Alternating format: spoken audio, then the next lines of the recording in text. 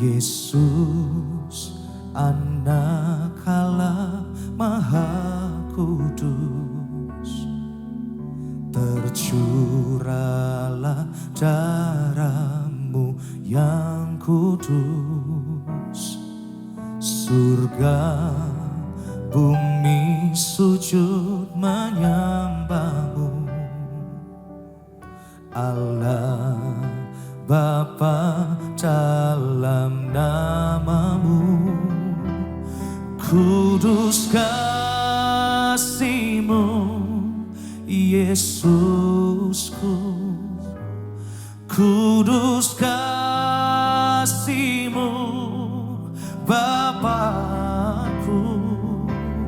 Kudus, kuduslah Roh Kudus-Mu, kudus, kudus nama-Mu. Boleh kita berikan tepuk tangan yang terbaik bagi Dia, saudara. Mari sama-sama nyatakan pujian. Yesus, Anak Allah Maha Kudus, tercurahlah darah-Mu yang kudus. Surga bumi sujud menyembah-Mu, Allah Bapa dalam nama-Mu. Sama-sama. Kudus kasih-Mu Yesusku, kudus kasih-Mu Bapakku. Kudus, kuduslah Roh Kudus-Mu, kudus, kudus nama-Mu. Sama-sama angkat suaramu. Kudus kasih-Mu Yesusku, kudus kasih-Mu Bapakku. Kudus, kuduslah Roh Kudus-Mu, kudus, kuduslah nama-Mu. Mari saya undang kita bangkit berdiri sama-sama dengan iman, katakan oh. Kudus kasih-Mu Yesus, kudus, kudus kasih-Mu Tuhan.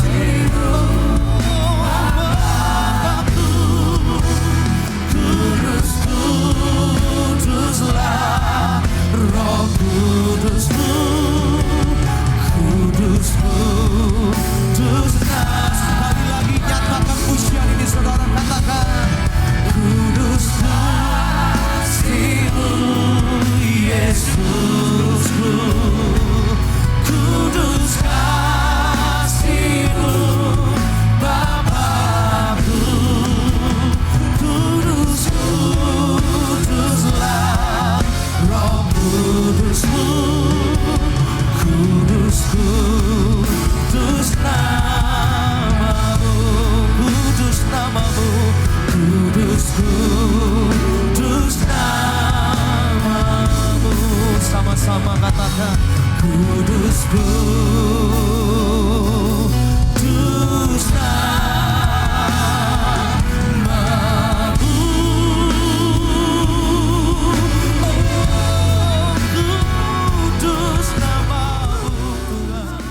Mari nyatakan ucapan syukur. Kasih, puji nama Tuhan.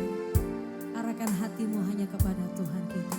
Katakan, yang terutama di dalam hidup ini, meninggikan nama Yesus. Yang terutama di dalam hidup ini,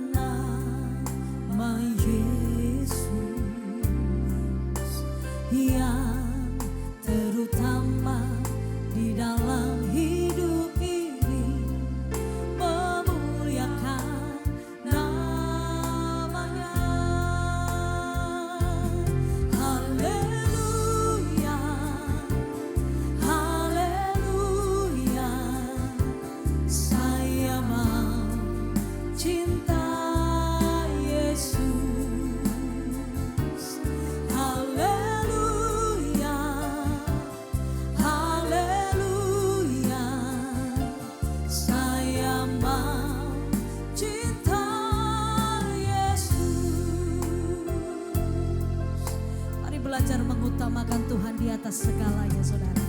Yang terutama di dalam hidup ini meninggikan nama Yesus.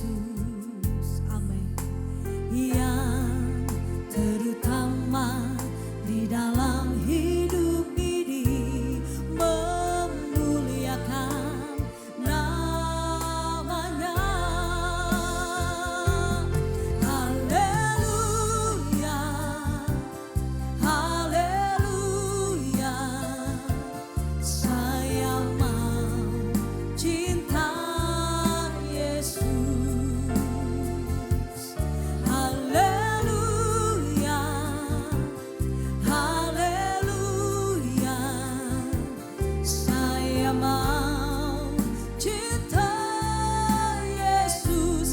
Haleluya, haleluya, haleluya, saya mau cinta Yesus.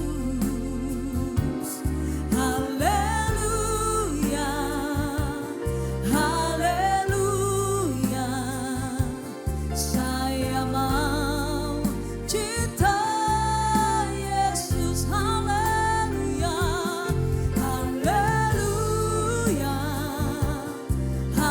haleluya, kami mau cinta Kau Tuhan, lebih dari apapun kami cinta Kau.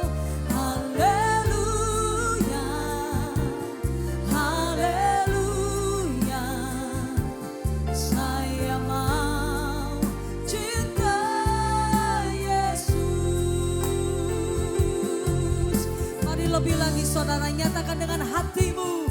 Haleluya, haleluya, saya mau cinta Yesus. Haleluya, haleluya, saya mau cinta Yesus. Haleluya, haleluya, haleluya, saya mau cinta Yesus.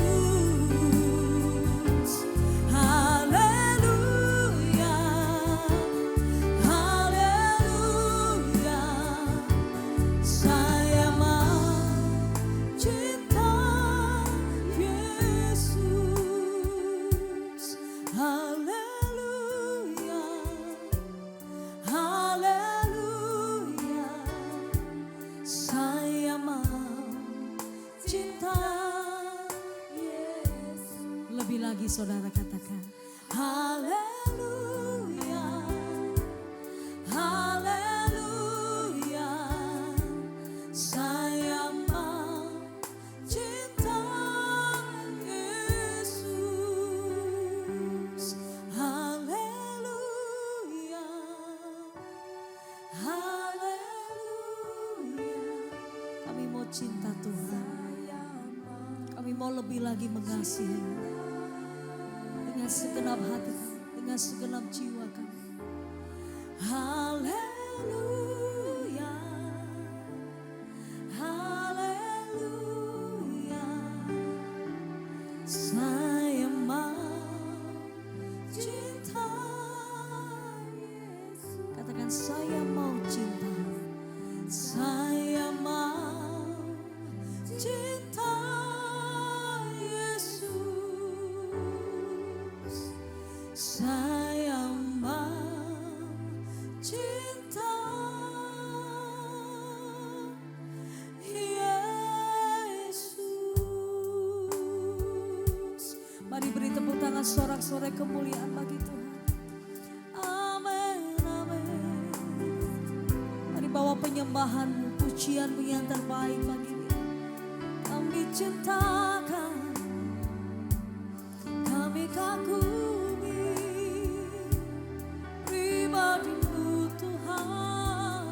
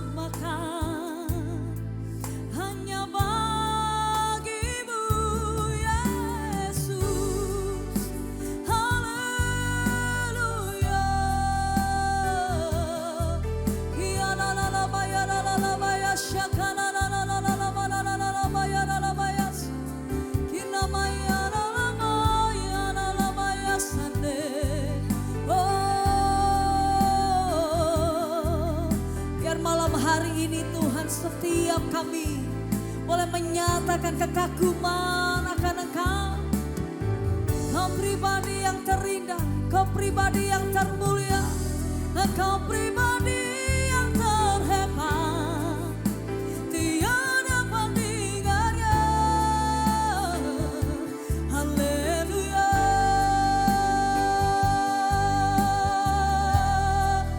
Irabata syakana la la la la la la bayara la la la la la la basakana la la la bayara la bayase.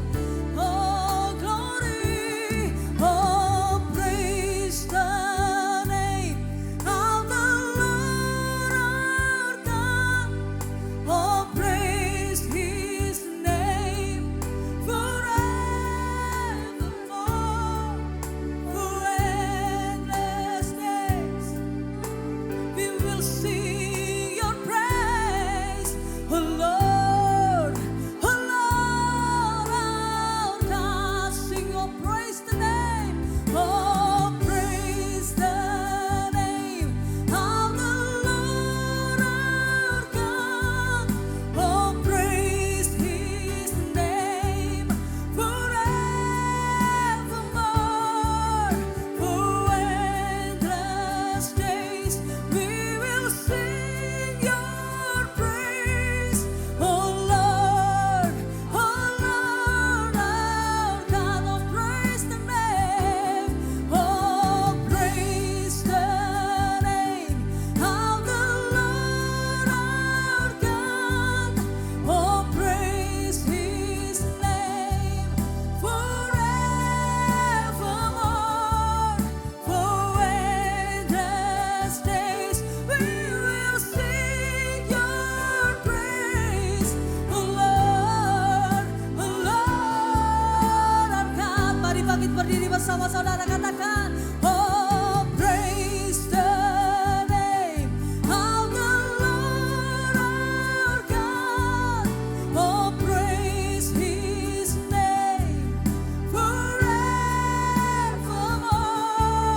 For endless days we will sing Your praise, oh Lord, our God. Oh Lord, oh Lord, our God. Amen. Oh Lord, our God. Mari beri tepuk tangan sorak-sorai kemuliaan bagi Tuhan kita yang dahsyat. Haleluya, haleluya. Bapa di surga, di dalam nama Tuhan Yesus, bersyukur untuk semua penyertaan Tuhan, kebaikan Tuhan yang sungguh luar biasa dalam kehidupan kami. Kami akan menerima kebenaran firman Tuhan, menyimpan dalam hati kami, dan melakukannya dalam kehidupan kami hari lepas hari. Di dalam nama Tuhan Yesus Kristus, kami berdoa dan bersyukur. Haleluya. Amin. Puji Tuhan, para lady semua yang dikasihi Tuhan, malam hari ini kita di dalam suasana minggu-minggu sengsara, di mana kita merenungkan betapa bahwa kasih Tuhan itu begitu sempurna. Kasih Tuhan dibuktikan di dalam kehidupan kita. Sehingga saya mengajak kita untuk merenungkan satu kebenaran firman Tuhan yang saya beri tema, yaitu tangisilah dirimu sendiri. Nah tentu ketika kita memahami tema ini, kita berangkat dari sebuah pembacaan yang saya ambil dari dalam Injil Lukas pasal yang ke-23 ayat yang ke-26 sampai dengan ayat yang ke-31, di mana firman Tuhan berkata, ketika mereka membawa Yesus, mereka menahan seorang yang bernama Simon dari Kirene yang baru datang dari luar kota.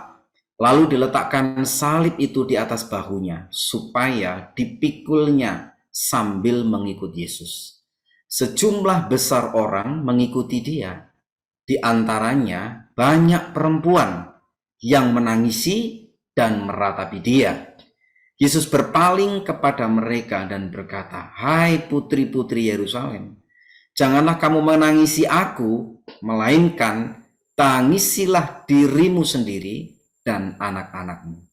Sebab lihat, akan tiba masanya orang berkata, Berbahagialah perempuan mandul dan yang rahimnya tidak pernah melahirkan, dan yang susunya tidak pernah menyusui. Maka orang akan mulai berkata kepada gunung-gunung, runtuhlah menimpa kami, dan kepada bukit-bukit, timbunilah kami. Sebab jikalau orang berbuat demikian dengan kayu hidup, apakah yang akan terjadi dengan kayu kering? Saudari-saudari sekalian yang terkasih di dalam nama Tuhan Yesus, hari ini kita belajar bahwa ketika kita membaca ayat 28, pada waktu Yesus memikul salib di sepanjang jalan kesengsaraan menuju ke Bukit Kalvari, ke Bukit Golgota, ada begitu banyak orang mengikuti dia. Di antara mereka adalah wanita-wanita Yerusalem. Firman Tuhan berkata, putri-putri Yerusalem. Yesus berkata kepada mereka, jangan menangisi aku, melainkan tangisilah dirimu sendiri. Sehingga ketika kita membaca ayat ini adalah sebuah ayat yang ditujukan kepada kita semua orang percaya, bahwa sebenarnya kita itu tidak perlu menangisi apa yang dialami oleh Tuhan. Tetapi kita disuruh di ayat 28 ini menangisi diri sendiri yang pertama, dan yang kedua kemudian menangisi anak-anak kita. Jadi Tuhan berkata, tangisilah dirimu sendiri. Mengapa? Kemudian yang kedua, tangisilah anak-anakmu sendiri. Mengapa demikian? Sehingga saudara sekalian, bahwa perlukah kita menangisi penderitaan Yesus? Perlukah kita kemudian merasa iba dan kasihan dengan apa yang dialami Tuhan? Jauh dari sebelum peristiwa itu terjadi, ditulis dalam kitab Nabi Yesaya, pasal 53 ayat yang kelima dikatakan, tetapi dia tertikam oleh karena pemberontakan kita. Dia diremukkan oleh karena kejahatan kita. Ganjaran yang mendatangkan keselamatan bagi kita ditimpakan kepadanya, dan oleh bilur-bilurnya kita menjadi sembuh.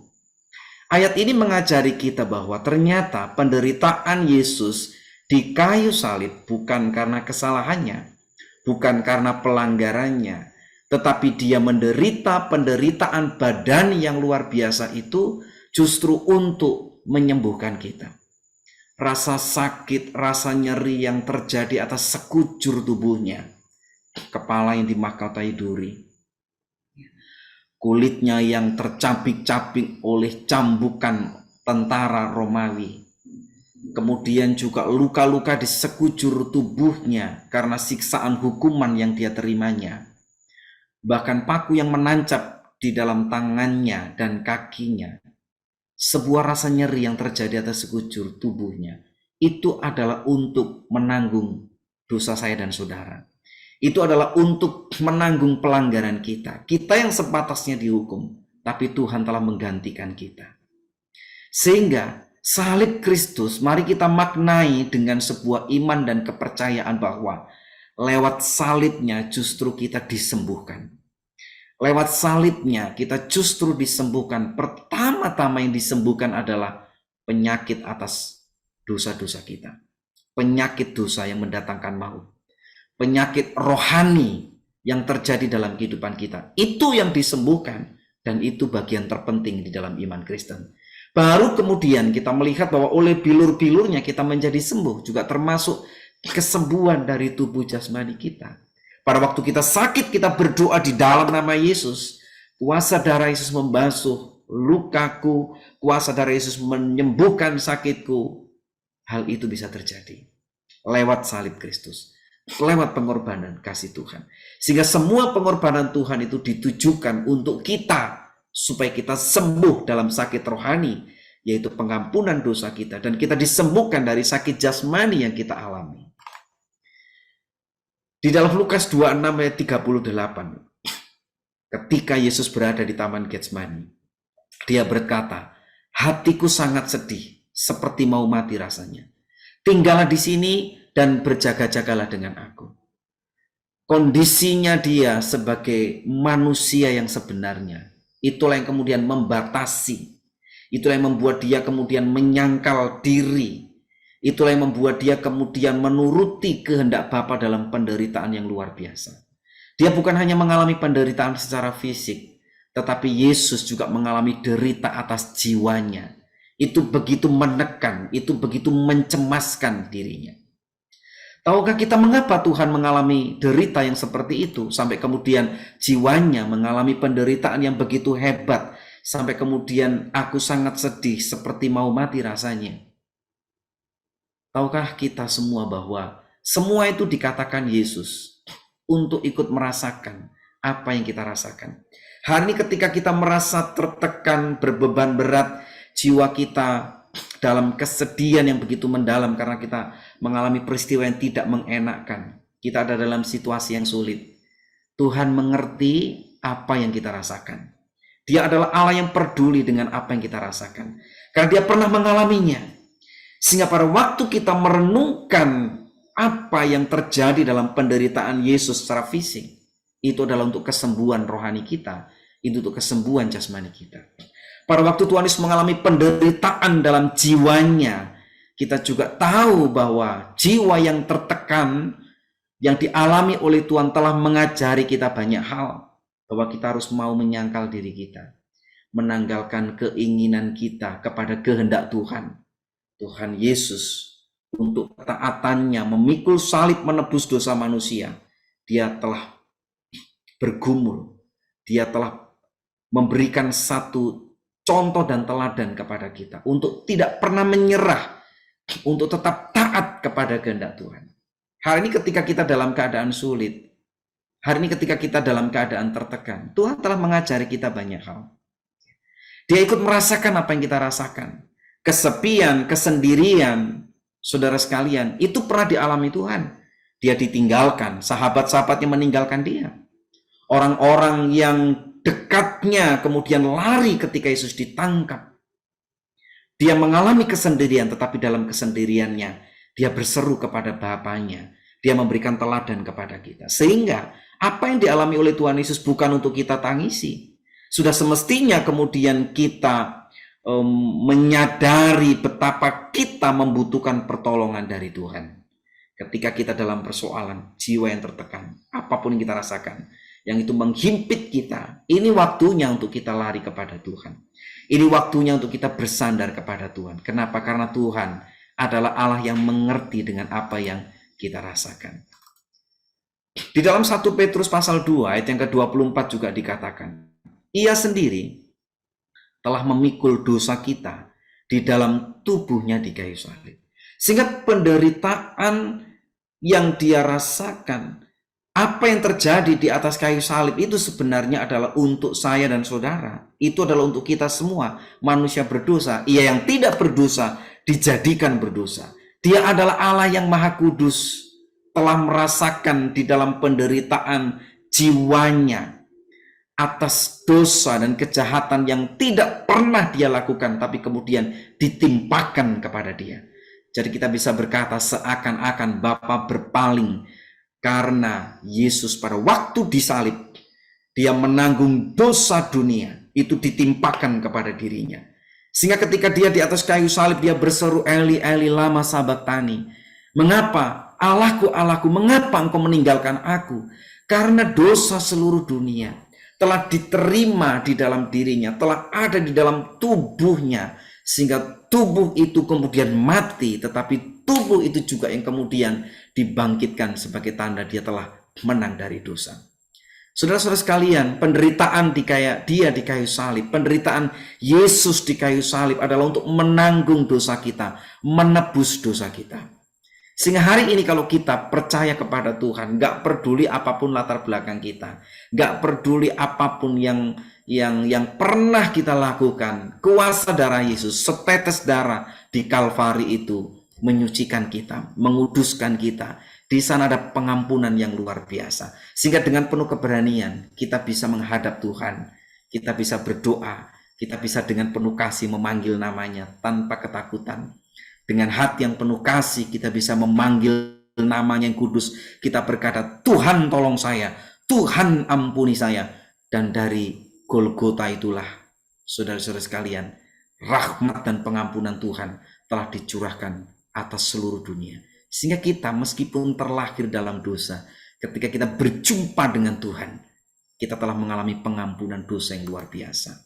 Sehingga saudara sekalian, bahwa penderitaan yang dialami oleh Yesus adalah untuk saya dan saudara, mengajari kita untuk kita mendapatkan kasih dan karunia yang luar biasa.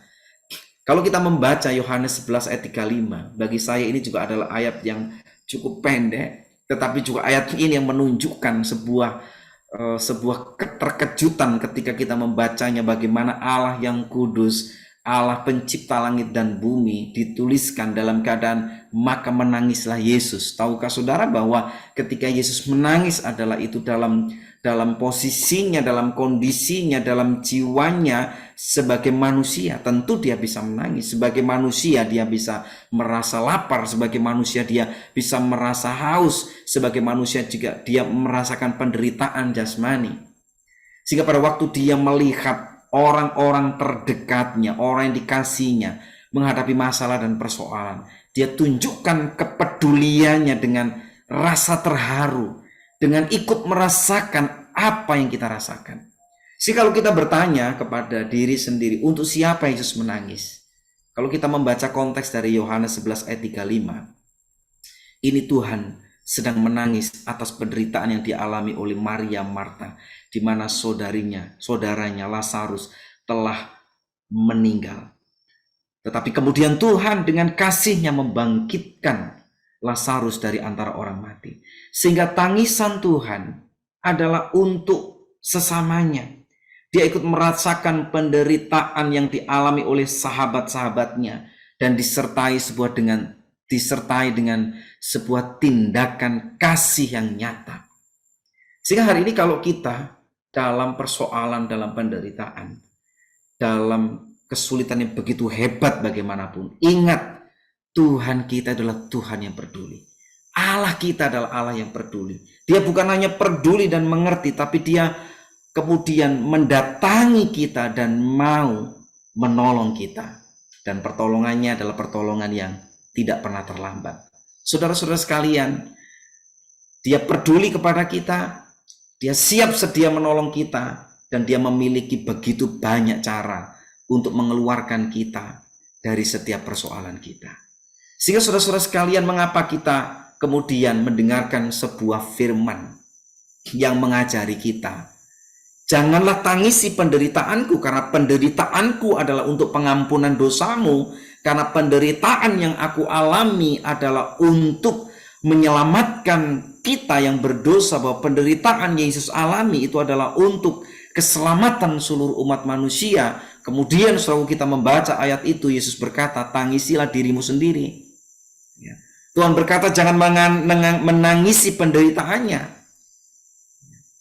tetapi tangisilah dirimu sendiri. Artinya bahwa pada waktu kita menyadari dosa-dosa kita, kita menyadari pelanggaran kita, kita menyadari bahwa kita adalah pendosa, kita penuh dengan kejahatan.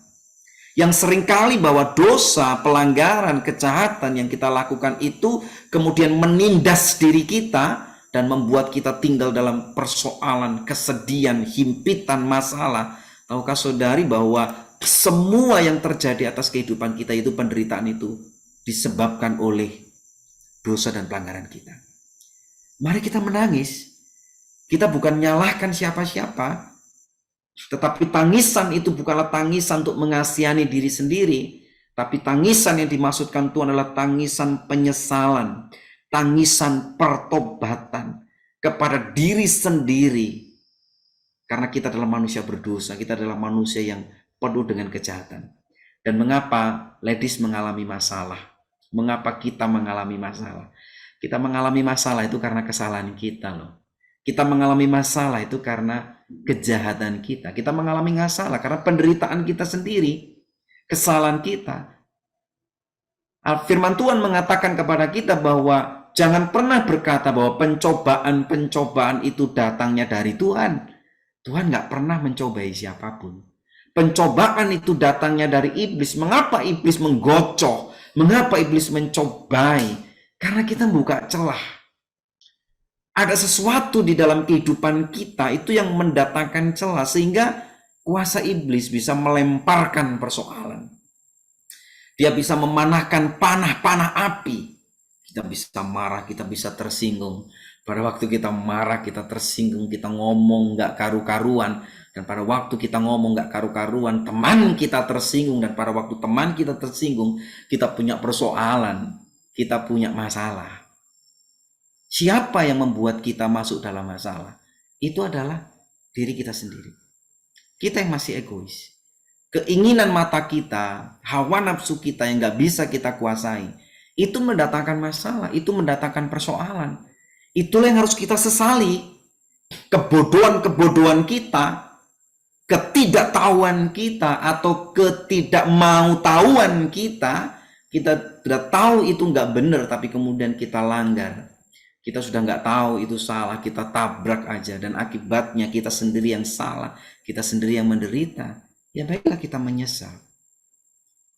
Kalau hari ini perkataan kita begitu menyakiti teman kita, kalau hari ini perkataan kita menyakiti orang di sekitar kita, mari kita menyesal. Menyesal bukan dengan sembarang menyesal. Kalau perlu tangisi, itu sebagai tanda bahwa kita itu menyesal dengan sungguh-sungguh dan kita bertobat kepada Tuhan. Mengapa Tuhan ngomong tangisilah dirimu sendiri? Ya supaya kita menyadari bahwa kita adalah manusia berdosa yang butuh keselamatan dari Tuhan. Kita membutuhkan Tuhan. Dosa itu menindas kita. Dosa itu kemudian membuat kita dalam penderitaan. Sesali. Dan mari kita berubah.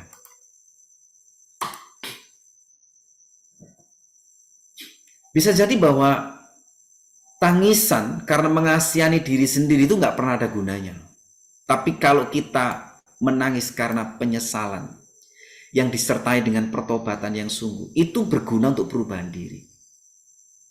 Nggak bisa juga kemudian ladies menangis, aku menyesal, ya kan? Aku pokoknya hari ini mau berubah, tapi kemudian nggak berubah. Penyesalan yang disertai tangisan adalah tanda bahwa kita sedang melakukan sebuah komitmen pertobatan yang radikal, pertobatan yang sungguh-sungguh. Yang itu semua berguna untuk perubahan diri kita. Sehingga kita bisa meninggalkan kejahatan, kita bisa meninggalkan segala pelanggaran dan dosa yang sudah sekian lama kita lakukan. Tapi kalau kemudian kita nangis karena kita mengasihani diri sendiri, kita cengeng, kita minta perhatian, kita minta dikasihani, tangisan seperti itu bagi saya adalah sebuah tangisan yang percuma, ya, yang tidak dikehendaki oleh Tuhan. Sehingga mari kita kemudian menangisi diri sendiri dalam pengertian kita menyesal atas dosa kita, atas pelanggaran kita. Tapi kemudian itu berdampak kepada perubahan kehidupan kita. Kemana kita menangis saat dalam persoalan, itu menentukan seberapa kuat kepercayaan dan penyerahan diri kita kepada Tuhan. Kalau kita ada masalah, kita ada persoalan, kita nangis ya kepada teman kita yang sebenarnya juga punya masalah yang sama, ya bisa jadi dua orang kemudian cuma tangis-tangisan gitu, nggak ada solusi, nggak ada jalan keluar. Kalau kita ada masalah, kita ada persoalan, mari kita menangis kepada Tuhan. Mari kita menangis dalam doa kita. Kita berdoa sampai mencucurkan air mata. Mengapa? Ya karena kita tidak mampu, kita nggak kuat. Dalam kitab Mazmur dikatakan pada waktu malam hari, aku membanjiri tempat tidurku dengan air mataku. Mengapa pemazmur menuliskan sebuah puisi yang seperti itu? Karena memang tangisan kita itu berguna untuk apa? Sebagai sebuah penyesalan atas dosa. Tapi itu juga berguna untuk menyatakan permohonan kita kepada Tuhan. Saat kita dalam masalah, kepada siapa kita menangis? Kalau kita menangis kepada Tuhan, kita memohonkan jalan keluar kepada Tuhan. Kita berkata, Tuhan aku tidak mampu. Tuhan kau tahu seberapa banyak kemampuanku, kesanggupanku. Tuhan aku tidak bisa. Tuhan aku tidak mampu. Dan kemudian kita menangis di hadapan Tuhan. Kita kemudian beriman dan kita berserah, kita percaya kepada Tuhan. Saya yakin dan percaya Tuhan itu sangat dekat dengan orang yang remuk hatinya. Tuhan itu sangat dekat dengan orang yang hancur hatinya. Kenapa? Karena Tuhan ikut merasakan apa yang kita rasakan.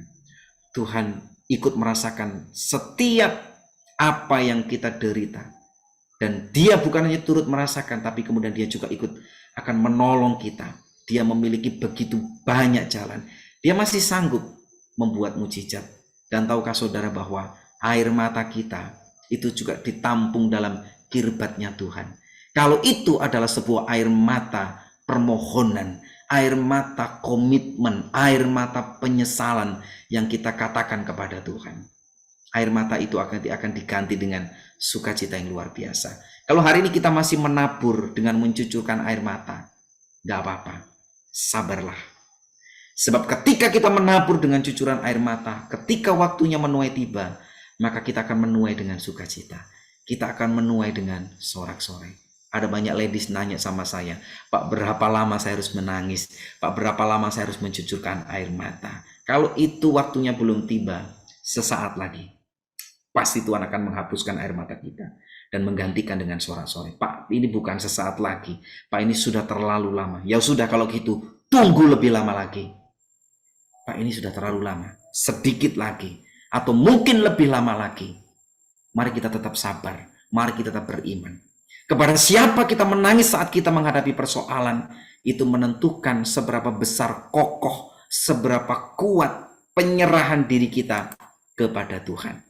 Nangis kepada suami boleh, ya kan? Karena itu juga adalah teman hidup yang Tuhan berikan untuk kita, ya. Tetapi suami kita terbatas, tapi Tuhan gak terbatas. Air mata kita ditampung dalam kirbatnya di surga, dan Tuhan akan gantikan dengan sukacita dan sorak-sorai. Kalau kita tetap percaya, kita tetap kuat, kita tetap menyerahkan diri kita kepada Tuhan. Yang kedua, kita tidak boleh menangisi apa yang dialami oleh Tuhan. Tapi kita harus menangisi diri sendiri, menyesal atas dosa pelanggaran kita. Kita menangis, kita bergumul kepada Tuhan, menyerahkan seluruh kekhawatiran kita kepada Tuhan. Dan yang kedua, Tuhan juga menyuruh kita, tangisilah anak-anakmu. Artinya bahwa jadilah ibu yang siap berlinang air mata untuk anak-anak kita dalam doa. Doa seorang ibu untuk kebaikan anaknya nggak pernah sia-sia. Ada begitu banyak kesaksian tokoh-tokoh besar di dunia ini, keberhasilannya itu dimulai dari sebuah tangisan dari seorang ibu untuk anak-anaknya. Tangisilah anak-anakmu. Kenapa anak kita nakal? Mungkin kita belum pernah berdoa sungguh-sungguh untuk dia. Kenapa anak kita memberontak? Mungkin kita belum pernah mendoakannya dengan doa seorang ibu yang terus-menerus, yang mungkin harus berlinang air mata. Karena anak kita melawan, karena anak kita memberontak, karena remaja yang baru bertumbuh, kemudian adalah remaja yang penuh dengan pemberontakan. Seorang ibu harus siap berlinang air mata untuk doa anak-anak kita. Hari ini kalau kita doanya cuma setengah-setengah, ya. Hari ini kalau doa untuk anak-anak kita, ya udahlah, ya, kita doakan segitu-segitunya aja. Kemudian ketika dalam persoalan kita juga nggak terlalu peduli, kita nggak mendoakan dengan sungguh-sungguh. Bisa jadi bahwa kemudian perubahan dan pergumulan atas kehidupan anak-anak kita yang nakal, anak-anak kita yang jauh dari Tuhan menjadi begitu lebih panjang, menjadi begitu lebih lama. Dan pada akhirnya juga sama aja kita menangis. Tapi menangisnya beda. Kita menangis karena kesedihan, karena tingkah laku anak kita yang selalu memberontak. Tapi sebelum semuanya itu terjadi, mari kita mendoakan anak-anak kita dengan sungguh-sungguh. Jadilah ibu yang terus-menerus berdoa untuk kebaikan anak-anak kita. Kalau kita membaca ayat-ayat yang kita renungkan, saya membaca sebuah paralel. Pada ayat yang pertama tadi di pembacaan kita dituliskan ada seorang bernama Simon. Tapi saya akan membacakannya dalam versi yang lain yang ditulis dalam Markus 15 ayat 21. Pada waktu itu lewat seorang yang bernama Simon, orang Kirene, ayah Alexander dan Rufus. Jadi Simon memiliki 2 anak atau mungkin lebih, ya. Tapi yang disebutkan adalah Alexander dan Rufus yang baru datang dari luar kota. Dari Kirene berarti dia adalah dari wilayah benua Afrika. Dia menuju ke Yerusalem untuk merayakan Paskah. Dengan sukacitanya, dengan persiapan selama 1 tahun. Dia hijrah, dia ziarah ke kota Yerusalem. Dia pilgrim ke kota Yerusalem untuk merayakan Paskah. Dia nggak ada rencana untuk yang lain. Satu-satunya rencana yang direncanakan dari sejak rumah dan dengan persiapan yang luar biasa adalah saya mau ke Yerusalem untuk merayakan Paskah. Tetapi kisah hidupnya berkata lain. Dia baru datang dari luar kota dan orang itu, Simon, orang Kirene itu, mereka paksa untuk memikul salib Yesus. Para ladies, apa hasilnya? Ketika dia dipaksa untuk memikul Yesus, ternyata dia belum ngerti salib siapa yang sedang dipikulnya. Mungkin pertama-tama dalam hatinya, dalam dirinya dia berkata, mengapa penjahat ini membuat kesalahan kemudian aku yang disuruh untuk memikul salibnya. Tapi perjalanan iman dia pada akhirnya mengenal Yesus secara pribadi. Sehingga kalau kita membaca kisah Rasul pasal 11 ayat 20, akan tetapi di antara mereka ada beberapa orang Siprus dan orang Kirene. Bayangkan, orang Kirene yang tiba di Antiokhia dan berkata-kata juga kepada orang-orang Yunani dan memberitakan Injil bahwa Yesus adalah Tuhan.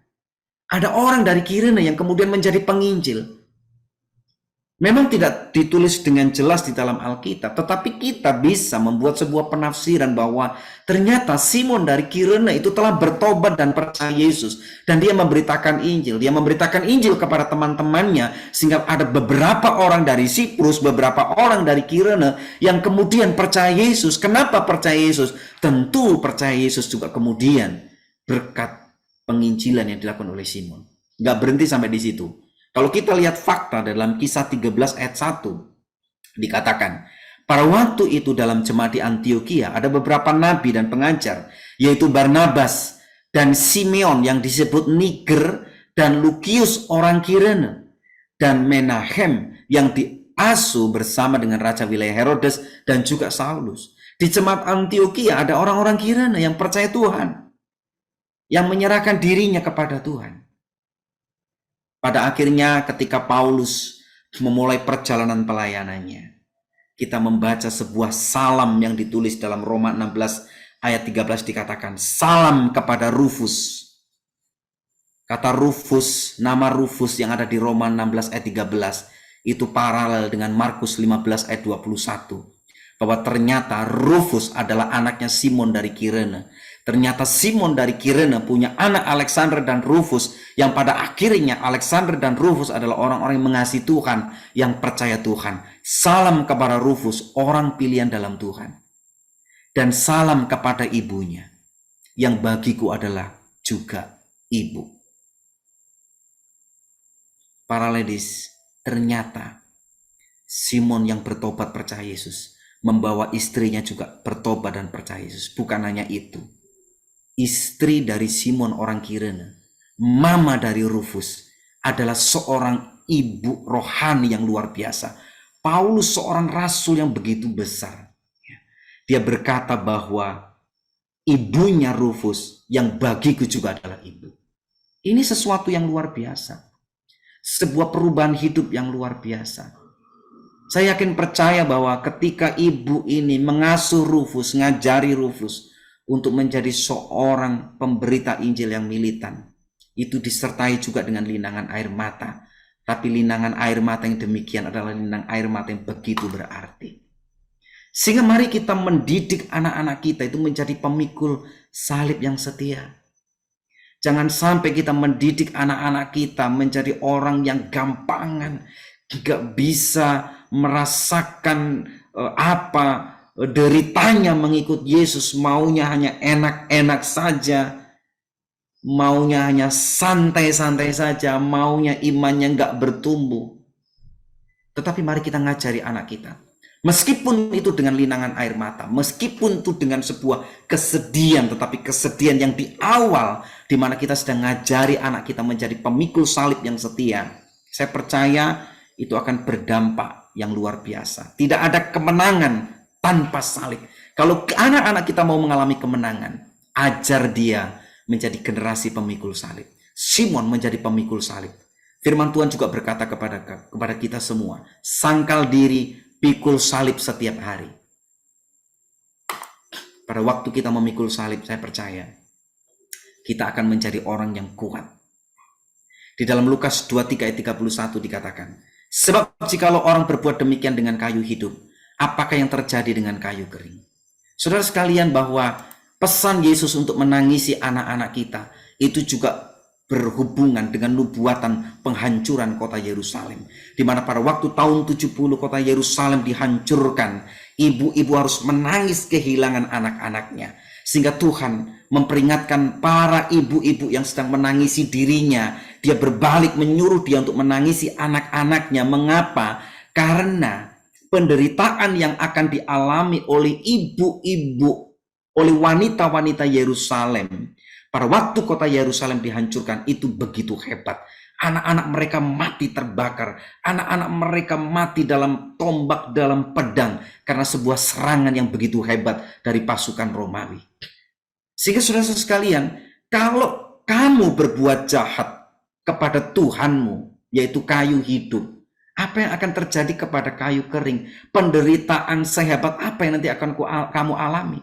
Ungkapan Yesus ini adalah ungkapan peribahasa yang memang gak bisa kita terjemahkan secara literal, ya, tetapi terjemahan yang agak mendekati kita bisa berkata, sebab kalau mereka, orang-orang yang menyalibkan Yesus, sudah melakukan hal-hal yang jahat seperti ini kepada diri Yesus, coba bayangkan apa yang nanti akan terjadi kepada penduduk Yerusalem, kepada ibu-ibu dan putri-putri Yerusalem pada waktu kota Yerusalem dihancurkan.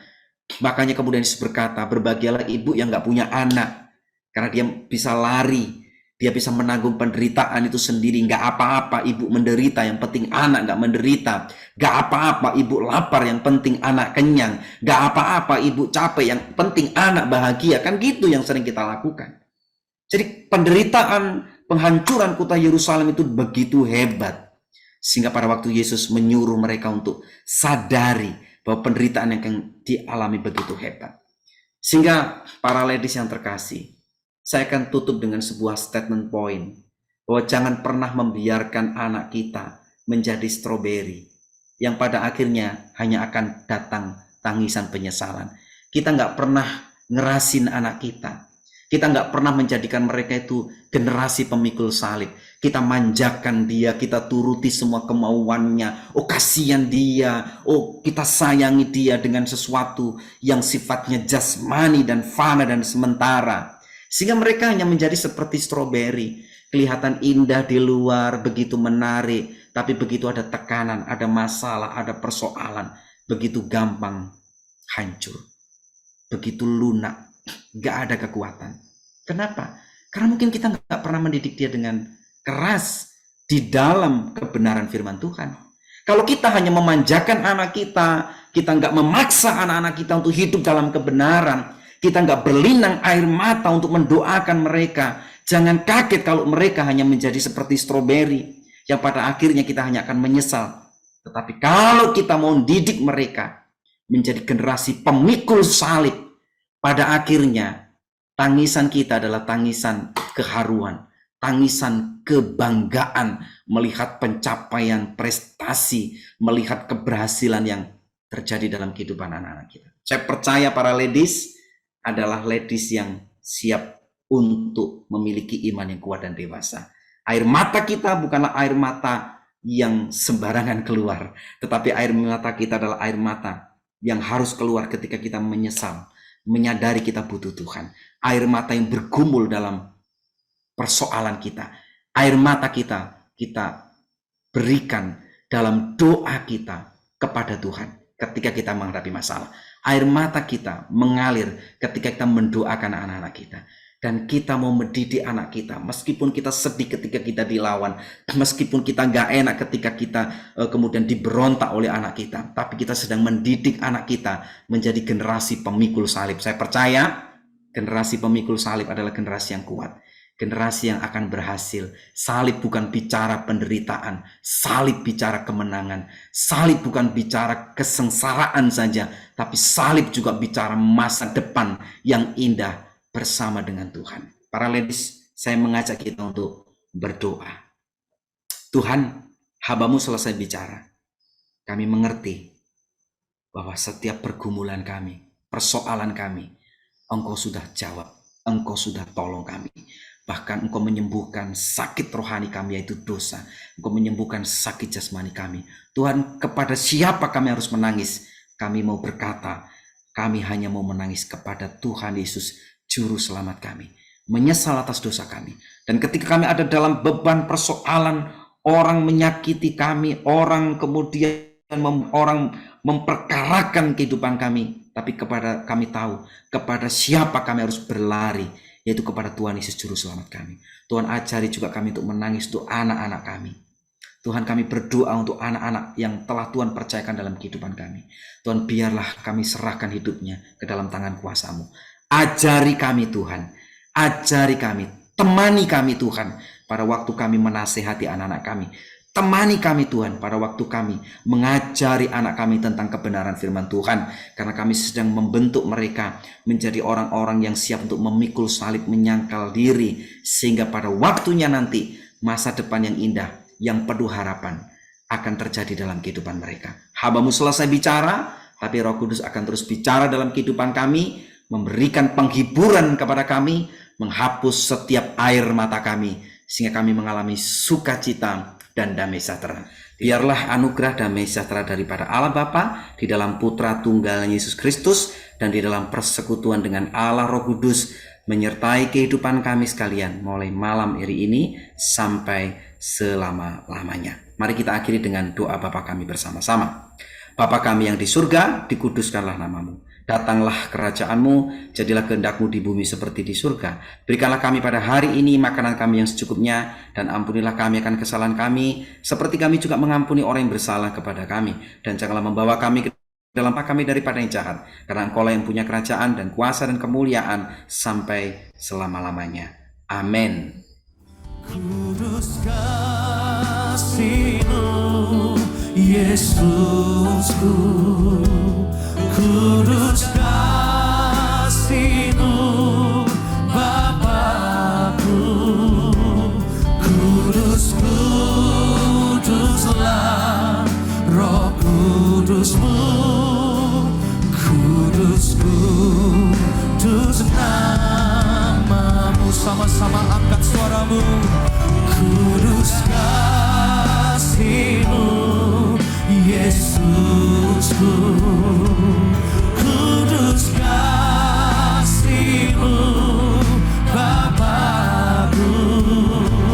Kudus, kuduslah Roh Kudus-Mu. Kudus, kuduslah nama-Mu. Mari saya undang kita bangkit berdiri sama-sama dengan iman, katakan oh. Kudus kasih-Mu, Yesus. Kudus, kudus kasih-Mu, Tuhan. Bapakku. Kudus, kuduslah Roh Kudus-Mu.